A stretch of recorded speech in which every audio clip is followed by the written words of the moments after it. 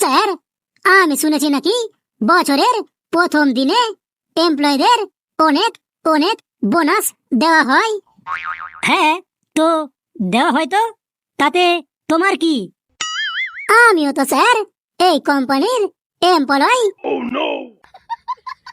তোমাকে তো আমি কোনোদিনও কোম্পানিতে দেখি নাই। আসলে স্যার, আমি এখন কোম্পানিতে জয়েন হতে এসেছি।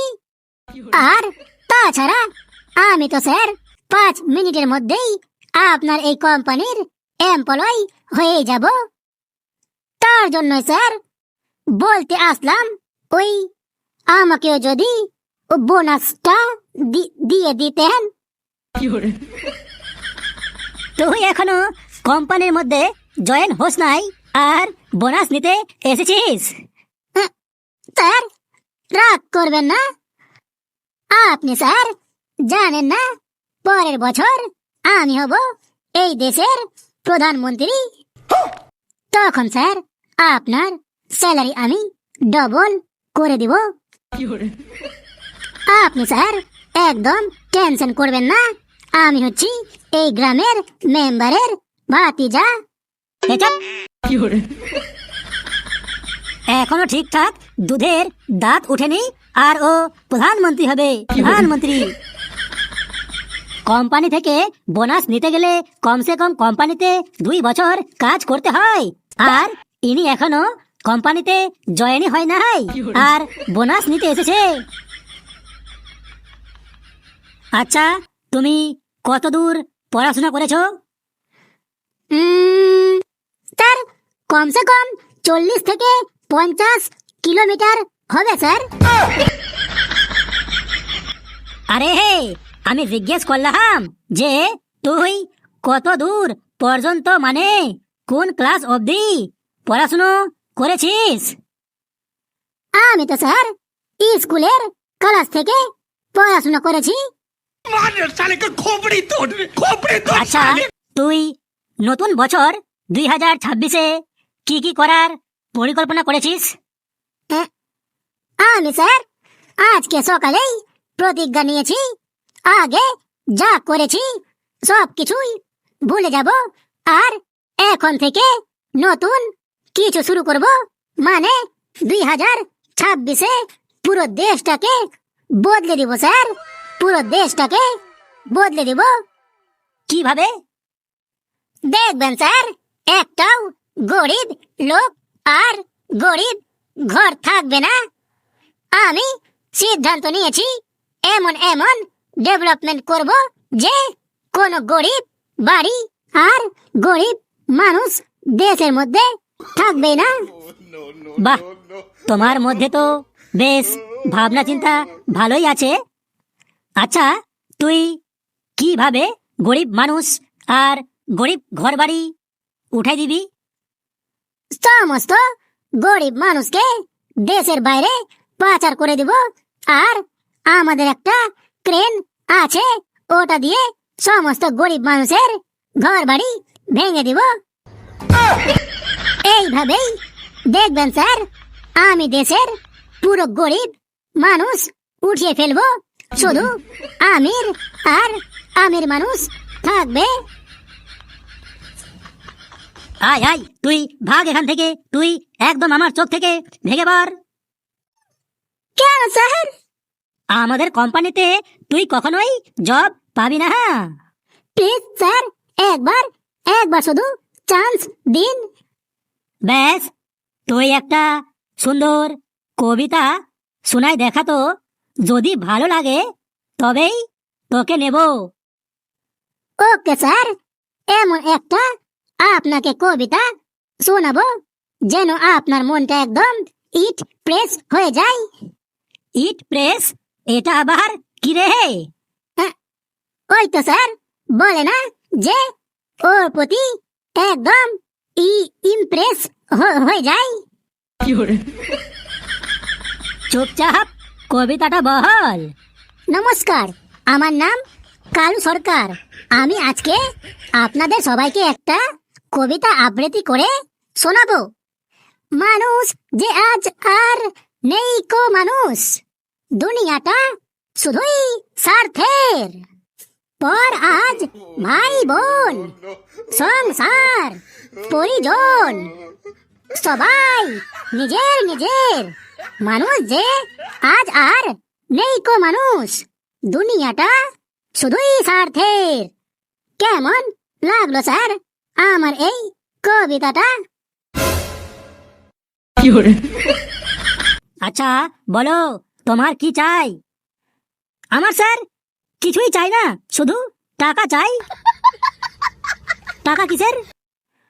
আরে স্যার, আমি তো আপনাদের কোম্পানিতে এতদিন কাজ করলাম, তো আমাকে কি টাকা দিবেন না? কোন কোম্পানি? কালকে যে আপনাকে 50 টাকা ধার দিলাম, ওটা দিন। কি আবল তাবল বলতেছিস? তুই তো আমাদের কোম্পানির এমপ্লয়। ওহো, তুই তো বোনাস নিতে এসেছিস। কিন্তু বেটা, তোর টাকা দিয়ে আমি না একটা আইফোন কিনে ফেলেছি, তাই তোর টাকা আজকে আমি দিতে পারবো না। ধুর, আমি আপনার কোম্পানিতে কাজই করব না। বাহ, তোমাকে তো দেখে একদম টিচার টিচার লাগতেছে। তুমি কি কোনো স্কুল বা কলেজের প্রফেসর নাকি? আমাকে কোন অ্যাঙ্গেল থেকে আপনার টিচার প্রফেসর লাগতেছে? আমি তো আপনাদের কোম্পানিতে কাজ করি।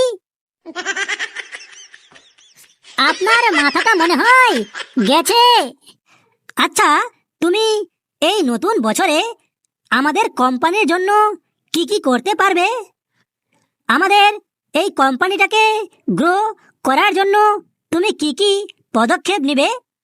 আমি ওটার তো স্যার গ্যারান্টি দিতে পারছি না যে আপনাদের কোম্পানির গ্রোথ মানে ডেভেলপমেন্ট হবে কি না, কিন্তু আমার ডেভেলপমেন্ট হয়ে যাবে স্যার। বাহ, তুমি তোমার নিজেকে ডেভেলপমেন্ট করতে পারবে কিভাবে? কোম্পানির একটা মেশিন বিক্রি করে দেব স্যার, এতে আমার ডেভেলপমেন্ট প্রচুর হবে। ভাগ ভাগ এখান থেকে।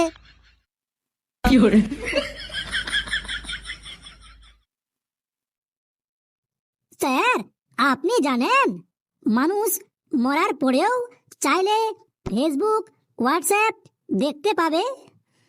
মরার পরে মানুষ হোয়াটসঅ্যাপ, ফেসবুক দেখতে পাবে কিভাবে রে? স্যার, চোখ দুটো শুধু মরার আগে কাউকে দান করে দিবেন। বল্টু, বেশি পটর পটর করলে তোর চোখ দুটো আমি এক্ষুনি বার করে নিব। কেন তুই বসলি কেন? হাই। Sorry sir. হাই, তোরা সবাই মন দিয়ে শোন। আজকে তোদের আমি কোনো আদর যত্ন করতে আসিনি।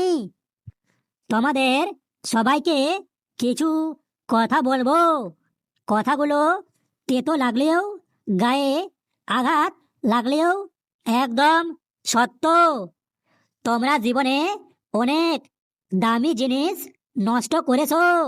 সময়, রিলস দেখা, ফেসবুক, ইনস্টাগ্রাম দেখা, অজুহাত দেওয়া, কাল থেকে পড়বো, এটা ভাবতে ভাবতে তোমরা পুরো বছরটা কাটিয়ে ফেললে।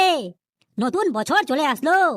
এটা কোনো আনন্দের না যে নতুন বছর আসলো। মানুষ শুধু আনন্দ করে যে নতুন বছর এলো, পিকনিক করব, এটা করব। কিন্তু একটা জিনিস মাথায় মনে রাখো, পৃথিবী, সময় কখনোই থেমে থাকে না। এরা কখনোই অলসতা দেখায় না। এরা নিজের গতিতে চলতেই থাকে। আর আমরা কি করি? আজকে করব, কালকে করব, পরশুদিন করব, এই সব ভেবে ভেবে পুরো সময় নষ্ট করে যাচ্ছি। একটা জিনিস মাথায় মনে রাখবি, তোমাদের ব্যর্থতা, তোমাদের পরিশ্রম, তোমরা কি করছো না করছো, এইসব কেউ জিজ্ঞেস করবে না, কেউ দেখতেও যাবে না। আজকে তোমরা শুধু একটু পরিশ্রম কষ্ট করতেছো, তাতেই মনে হচ্ছে কত যে মেহনত করলে, কিন্তু মনে রাখবে আজকের এই একটু কষ্টের জন্য তোমরা যে আটকে যাও, থেমে যাও, কাজ করো না, তোমার সেই সময় জীবন তোমাকে দ্বিগুণ কষ্ট দেবে। তখন কিন্তু হাজার চাইলেও পস্তানো ছাড়া কিছুই পাবে না। একবার শুধু ভাববে, তোমরা পড়াশোনা করছো কাদের উপর ডিপেন্ড হয়ে। তারা যদি একবার তোমাদের ছেড়ে দেয় বা তোমাদের পিছনে পয়সা খরচা বন্ধ করে দেয়, তখন তোমরা কিন্তু কোনো পার পাবে না। এটা কিন্তু একদম মাথায় মনে রাখবে। জীবনে সব থেকে ইম্পর্টেন্ট জিনিস হলো সাকসেস। কিন্তু এক সময় সবাই পেয়ে যাবে, কিন্তু জয় জয়কার তারই হবে যে কম সময়ের মধ্যে জীবনে অনেক কিছু করতে পারবে। তুমি 40 বছর পর যদি কিছু করতে পারো, তখন তোমার নিজের আসল জীবনটাই তো চলে গেল। জীবনে যদি সত্যি কিছু করতে চাও, সাফল্য পেতে চাও, তাহলে এখন থেকেই লেগে পড়ো। সব দিকে ধান্দা ঘোরাঘুরি বন্ধ করে দাও। এই 2026টা একদম তোমার কাছে যেন আর কোনোদিন কাল না হয়ে পড়ে। সমস্ত অজুহাত ত্যাগ করে দাও। যা জীবনে খারাপ করেছো সব ভুলে যাও। ভেবে রাখো, একদম মাথায় গেঁথে নাও, এটাই আমার লাস্ট বছর। আমি যা করব এর মধ্যেই করব, আর এর পরে আমার জীবনে কোনোদিনও কোনো সময় আসবে না।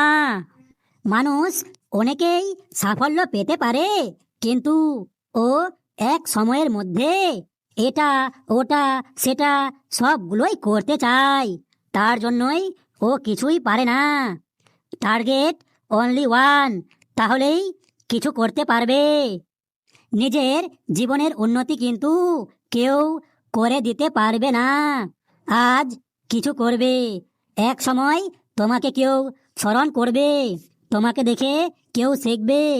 এতে ধীরে ধীরে সমাজ, সোসাইটি পরিবর্তন হবে, আর সেই পরিবর্তনের কারণ হবে তোমার সেই সাফল্য। তুমি কি চাও না তোমার সাফল্যের জন্য তোমার সমাজ ভালো হয়ে যাক?